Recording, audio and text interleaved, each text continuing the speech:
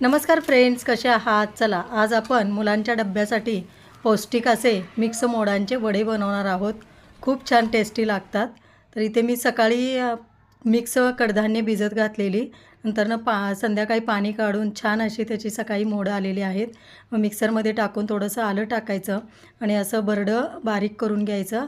बारीक केल्यानंतरनं एका बाउलमध्ये काढून त्याच्यामध्ये ओवा कुस्करून टाकायचा, हळदपूड टाकायची, ओली मिरची कट करून टाकायची, कोथिंबीर बारीक चिरून टाकायची, मीठ चवीपुरते टाकायचे, हरभऱ्याच्या डाळीचं पीठ टाकायचं, थोडंसं तिखट टाकायचं आणि हे चांगलं मिक्स करून असे छान असे वडे बनवून घ्यायचे. वडे बनवून झाल्यानंतरनं तेलामध्ये असे एक एक सोडून बारीक गॅसवरती असे खरपूस भाजून घ्यायचे ब्राऊन कलरवरती. सॉसबरोबर नुसता खूप छान लागतात आणि कुरकुरीत राहतात शेवटपर्यंत. नक्की ट्राय करा.